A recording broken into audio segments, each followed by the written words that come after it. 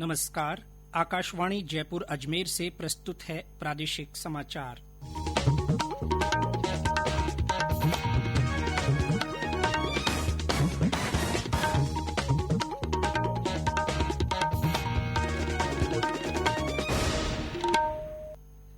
समाचारों के साथ मैं जितेंद्र सिंह पूनिया। प्रदेश में अनलॉक 1 के तहत आज से शॉपिंग मॉल्स, होटल, रेस्टोरेंट खुल गए हैं। केंद्र से मिले निर्देशों के अनुसार राज्य सरकार ने इन्हें सशर्त खोलने की छूट दी है। इन सभी इकाइयों को स्वास्थ्य और परिवार कल्याण मंत्रालय द्वारा जारी मानक संचालन प्रक्रिया एसओपी की पूरी पालना करनी होगी। इधर राज्य सरकार ने फिलहाल राज्य के धार्मिक स्थल नहीं खोलने का फैसला लिया है। राज्य में कोरोना संक्रमित मरीजों की संख्या बढ़ने के साथ ही उनके ठीक होने का आंकड़ा भी लगातार बढ़ रहा है। चिकित्सा मंत्री डॉक्टर रघु शर्मा ने बताया कि राज्य में पॉजिटिव से नेगेटिव हुए मरीजों की रिकवरी रेट 73% से ऊपर पहुंच गई है। उन्होंने बताया कि कोरोना टेस्टिंग के मामले में राजस्थान देश में तीसरे पायदान पर पहुंच गया है और यहां 5 लाख से ज्यादा कोरोना के टेस्ट किए जा चुके हैं। फिलहाल राज्य में 20,000 से अधिक टेस्ट प्रतिदिन करने की क्षमता हासिल की जा चुकी है। अब तक 10,696 लोगों में कोरोना की पुष्टि हुई है। इनमें से 7,814 व्यक्ति इस महामारी को हराकर ठीक हो चुके हैं। इस बीच आज सुबह राज्य में कोविड-19 के 97 नए मामले सामने आए हैं। इनमें सर्वाधिक 58 मरीज अलवर से हैं। इसके अलावा कोटा में 12, डूंगरपुर में 6, जयपुर और भरतपुर में 4-4, सिरोही और बांसवाड़ा में 3-3, बूंदी, झालावाड़ और पाली में 2-2, बारां में 1 व्यक्ति में कोविड-19 की पुष्टि हुई है। राज्य में अब तक इलाज के दौरान 241 लोगों की मृत्यु हुई है। अरब देशों में काम करने वाले प्रवासी राजस्थानियों का आना जारी है। कुवैत से उदयपुर पहुंचे 65 प्रवासी भारतीयों को दिल्ली एयरपोर्ट से बस द्वारा भटेवर सिंघानिया यूनिवर्सिटी लाया गया, जहां उनकी सभी जांचों के बाद 14 दिन के लिए क्वारंटाइन किया गया है। क्वारंटाइन अवधि पूरी करने के बाद इन्हें अपने घरों के लिए भेजा जाएगा। ये प्रवासी उदयपुर, डूंगरपुर और बांसवाड़ा जिलों के रहने वाले हैं।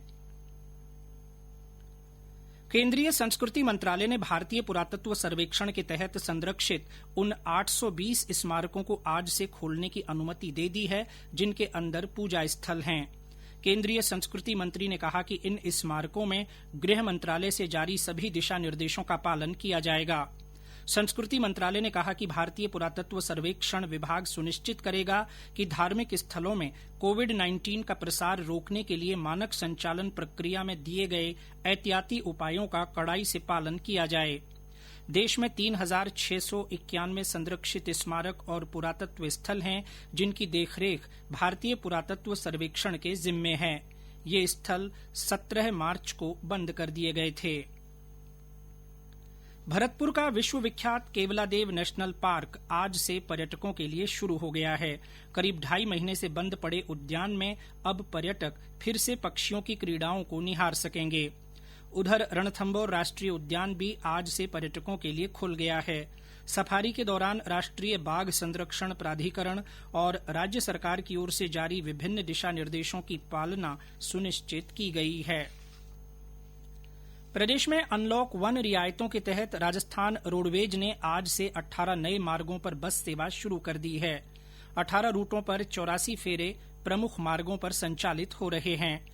निगम की ओर से 6 और मार्गों पर बस सेवा कल से शुरू की जाएगी, जिसमें जयपुर चित्तौड़गढ़, जयपुर प्रतापगढ़, जोधपुर प्रतापगढ़, उदयपुर प्रतापगढ़, उदयपुर अजमेर और डूंगरपुर उदयपुर मार्ग शामिल है।